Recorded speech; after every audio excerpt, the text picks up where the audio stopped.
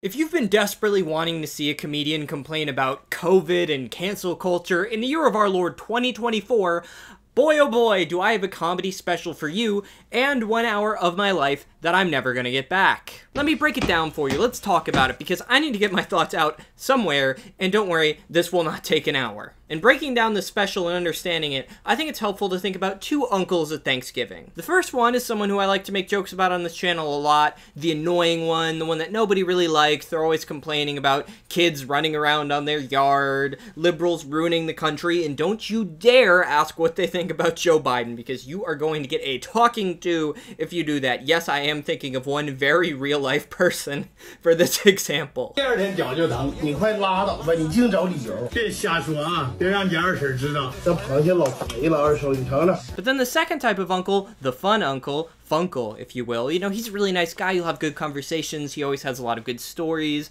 You know, you can maybe talk about football or what you're doing in school. Maybe even sneak out before Thanksgiving dinner for a little puff. Everything's good. But then he'll hit you with a, I don't believe in vaccines or trans people. And you're like, oh, Uncle Gary, we were doing so well. In this case, Joe Rogan is Uncle Gary. Because Joe Rogan is a pretty funny guy and talented mechanically anyway, in terms of, you know, being a very accomplished comedian. But, and this is the big but here, that's not really what you take away from the special. He has some good material, but it just continually gets hijacked by right-wing conspiracy theories. You can't make jokes about that anymore, comedy grievances, and, yeah, a lot of transphobia, to be honest with you. And it's really just not even that funny. It's just lazy. He's just repeating the same hack material that right-wing comedians have been joking about for the past 15 years. So let's do some analysis and see what exactly went wrong. So let's just state the obvious here. His outfit makes him either look like a minion or a 5-year-old coming into their parents' bedroom in the middle of the night because they need water they've just thrown up. Which, by the way, if I ever have kids, I'm just gonna get them like a nice office water cooler right in their room, both alleviating their need to bother me, and also to prepare them from a very early age for a white-collar email job, if those, you know, still exist in 40 years. AI, man, scary. Once it comes for the middle managers, that's when you know the rest of us are And I really don't know what he was thinking, especially because he begins sweating through this outfit more and more as the special goes on. And listen, as a fellow guy who can get a little sweaty, you know, you gotta plan for this stuff. Whenever I know I'm being filmed, I wear something that won't make me look like a dad trying unsuccessfully to win his kids back in divorce court. Because if I showed up like this, there would be no need for the hearing. They would just be like, oh my god, Elvis t-shirt and a windbreaker. You're staying with your mom, kids. Freudian slip, maybe I do want to be hetero. Oop. Anyways, in my corner of social media, jokes about this outfit were kind of the main cultural impact that this special had, as well as clips of one joke, if you can call it that we'll get to later. Joe Rogan's special was called Burn the Boats, and it was his first special in 6 years, so he'd taken a pretty long pause before giving us this material. Keep that in mind. It was also premiered as a live Netflix special, as opposed to most comedy specials, which are taped and then edited and released. The name perhaps refers to Spanish conquistador Hernan Cortez burning his boats, quite famously, to make sure that his soldiers and his sailors had no choice but to keep fighting into the interior of Mexico to conquer the territory. Actually, Poindexter correction, he did not burn his boats, he scuttled or sank them. I can't keep doing that voice. Yeah, so he didn't actually burn the boats, so even the title of the special is a bit of a lie. This is what we in the literary business would call foreshadowing. But yeah, any other reasoning for why he might have picked that title is either a little nonsensical or a little sad. Like, he's suggesting that his set in this special is gonna be so, like, across the pale, crossing the Rubicon, so anti-woke, so anti-PC, that once he performs it, he's gonna have no other choice but to keep being himself because he's gonna get canceled. And give me a break, dude. There's really nothing in this set that is any different from who Rogan is on his podcast or who he is generally as a performer. If you're the type of person who finds it offensive when he pretends to be a black woman or makes fun of vaccines or gay people, like, you already know he does all of those things. This special is not new. He is not burning any boats or sinking them, actually. And let's just be honest, if you're a big-name comedian with an established audience, no matter what you do, big or small, the concept of cancel culture is, I don't want to say dying out, but it is certainly not very robust. Louis C.K., probably the most egregious example, literally just won a Grammy 2 years ago for his comedy album. Even Shane Gillis, who is kind of like a better fit for the self-imposed martyrdom Joe Rogan is trying to put upon himself, aka making offensive jokes, after clips of him doing an Asian voice on a podcast surfaced, he was cast and then uncast from SNL, so that's bad. But then immediately after that, he starts touring around the country, gets his own Netflix show, and then comes back to host SNL, which was a pretty funny show, by the way. The only people who are still getting canceled for comedy are people who are joking about the Trump assassination and then have the unmitigated gall to be working as a cashier so that one random Twitter account can go dox them and get them fired. But complaining about cancel culture will not be the only dated part of this special. As I've mentioned, the other clip that went viral was this joke. Did you just assume my gender? Listen. That is a new thing you can say. No, Joe Rogan, complaining about assuming my gender is not a new thing you can say. It was new 15 years ago, and then about 30 seconds after someone said it for the first time, it immediately became incredibly old. I wasn't old, and now I'm old. I think it was because I went to the beach that makes you old. This is all pretty ridiculous. You might as well have said to your audience, I identify as an Apache attack helicopter. Like, oh my god, it's so dated. It's like the Jerry Seinfeld, what's the deal with airline food? Except somehow even worse. And okay, you want a younger Jerry Seinfeld bit? Well, okay, we can talk about how he dated that 17-year-old. Seinfeld's girl is 17 and innocent with double D's. He saw those breasts and flipped his lid for a real young busty high school kid. The fact that Joe Rogan wrote this joke out, thought it was genuinely funny and fit to perform, and then performed it, gets to a lot of the issues at the root of this special. Those issues being it is quite dated and it is absolutely suffocated by unfunny political commentary. And honestly, for as much as this Texas-based audience will go absolutely bananas for mediocre right-wing jokes, even they aren't along with every single joke. And I get why the young people want to be woke. I really do. The old people have f***ed up the world. Let's try communism. I get it. You don't know any better. I get it. You're young. I get it. Yet another man who does not know what the word woke means, instead substituting it in for communism. Okay, you heard it here first, folks. The Great Leap Forward was actually woke, and Mao Zedong is actually woke. He is a he-they living in Bushwick with dyed hair. Rogan then goes on to say he supports trans rights before saying a bunch of stereotypes that goes to show he really doesn't. He repeats the same tired anti-trans refrains of men in women's locker rooms with giant penises and hairy guys in dresses, and I just... Ugh. I'll distill it by talking about one of the bits he brings up, the pregnant man emoji. Joe Rogan doesn't like it. Really hitting an insightful and impactful comedy we've got going on here, taking 4 minutes to complain about the pregnant man emoji. There's very little room in this world for emoji-based comedy. You ever see the regular man emoji? It looks like the guy that Tiger King f***s in prison, just listless, and the pregnant man looks robust, like Charles Bronson with a baby inside of him. Like, I'm the future. First of all, I feel compelled to say, he's just wrong.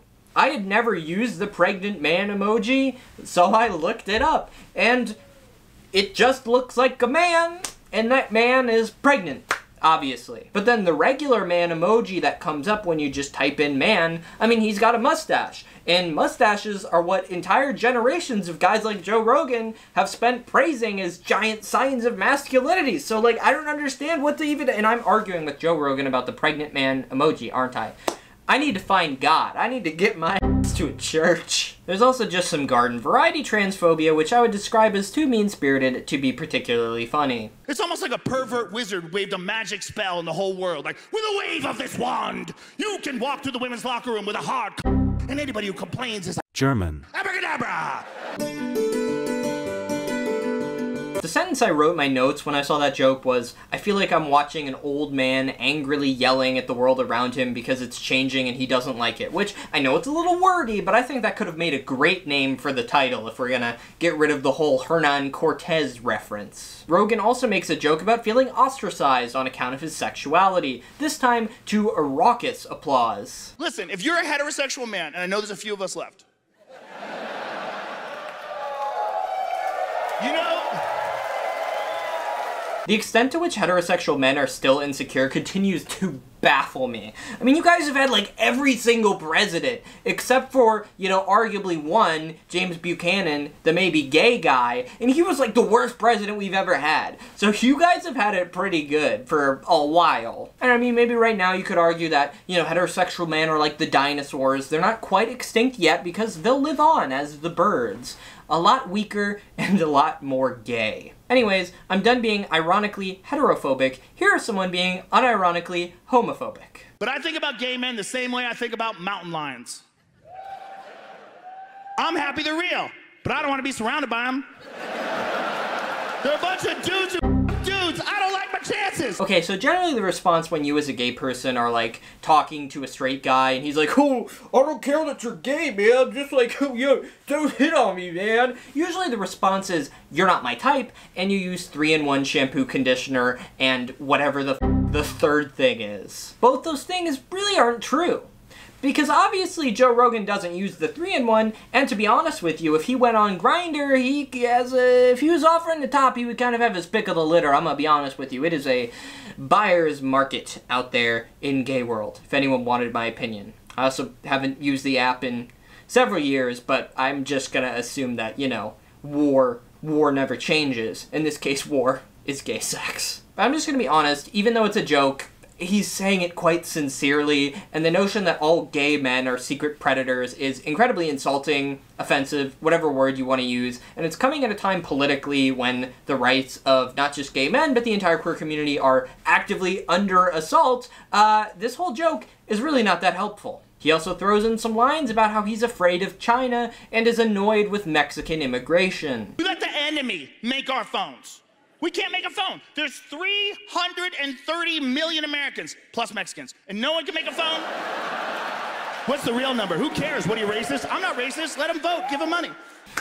I've said the problem a couple times now, but I hope it's now really starting to sink in why this special doesn't work. When most of your stand-up material is rooted in political grievances, first of all, you're not going to have something that has incredibly broad appeal. That's number one. Number two, it's probably not going to be seen as very creative or very clever. And it isn't. A lot of his punchlines and jokes I feel like I've seen 1,000,000 times on Fox News. The equivalent would be like if all of my YouTube videos just suddenly got an injection of MSNBC level humor. Like every joke I'm talking about, look at that orange Cheeto, or Donald Trump.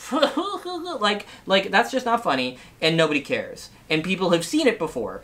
And nobody cared even back then. Like, I'm not even really trying to make this video super political because that's not my issue. I don't really give a shit about his politics. What I have an issue with is his incredible comedic laziness. I will say there are some moments throughout the special where it seems like Joe Rogan is kind of trying to have some awareness. Like this moment where he talks about how much he likes Alex Jones, except for that one thing.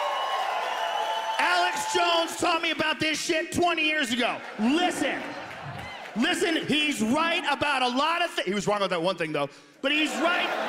In that clip and a lot of the other stuff, it's really hard to determine whether or not he's actually being serious. Like, do you genuinely believe in Alex Jones? Because I personally can't imagine believing him, except, you know, I obviously do think he was right about the frogs turning gay. I don't like them putting chemicals in the water that turn the friggin' frogs gay. Do you understand that? Turn the friggin' frogs gay.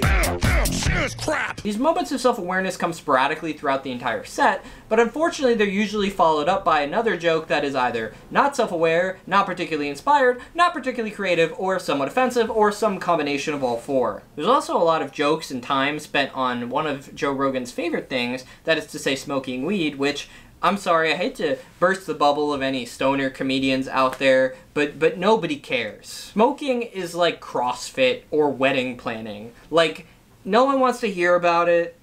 If that's your thing, cool. And any stand-up comedy about it is probably going to be not particularly broad-reaching or not particularly funny. Like, if we were to make, like, a substance abuse tier list as to what made a funny stand-up set, marijuana is at the bottom. To attempt to compliment sandwich my video, although I guess this particular compliment sandwich is open-faced because I haven't really said anything nice about the special yet, there are some good jokes. There are a couple, especially I think at the beginning. Like, he does a lot of jokes about aliens and butts. You know, probably one of the only conspiracy theories I think is actually funny to talk about. I personally do like to think that there are aliens in Area 51, but the government is hiding from us not because it's a huge conspiracy theory, but because the aliens are actually quite well endowed, and it would make all of us feel inadequate. And then that would explain a lot of the butt stuff, a lot of the probing that you see in the flying saucers. See? It connects. Or maybe the reason that they're not being entirely honest is because both possibilities of us being alone in the universe and us being not alone in the universe are equally terrifying, especially given what, you know, the human race does to flies. We're either the flies or we're the ones with the swatter, and to be honest with you, I don't really like either option. There's also a nice bit about donkey ejaculate. I will not elaborate further. So where does this leave us? I'll be honest, this special was pretty disappointing. In an hour of material, it mostly comes off as a laundry list of complaints about politics, with a couple jokes randomly sprinkled in, and the only real callback joke he has to unify an entire hour of material is lamenting about the fact that he can't say the F slur anymore. Which, you know, I mean, I can say it, but not on YouTube. They've demonetized like half my videos because I've said it. Like, don't they know? Don't they know? I think this just goes to show you when you make comedy exclusively to your political in-group. Like, if I made all of my jokes about how Mitch McConnell looks like a turtle, I mean, who cares? No one wants to see that. Like, could I get, like, some 50-something white women to just, like, cackle, to just go crazy if I'm talking about, like, turtle face Mitch? Sure, but that's not good comedy. You know, I'm not a political YouTuber, I'm not a political comedian, I'm just someone who occasionally has grievances with a group of people who want to complain about wokeness but can't even define the word woke. When we talk about traditional right. Would you mind defining woke? Because it's come up a couple times and I just want to make sure we're on the same page. So, I mean, woke is sort of the idea that, this is going to be one of those moments that goes viral. I mean, Rogan has the ability to make better material, and maybe in the future he will, but I'll be honest, if I were him, I would just stick with the podcast that was making me like $1 bajillion, even if it means being yelled at by people on all sides of the political spectrum. But in the meantime, I think I'm going to watch my favorite thing that Joe Rogan's ever done.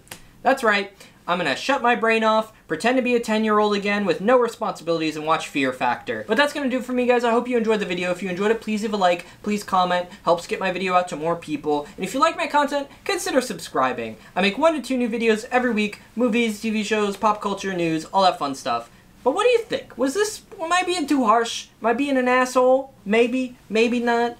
Was it better than I thought? Worse than I thought? Is it exactly what you expected? Do you dislike this man because of his podcast where he lies all the time? Natural feeling to have. But anyway, my name is Patrick, but my friends call me Pat, and I'll see you for the next one.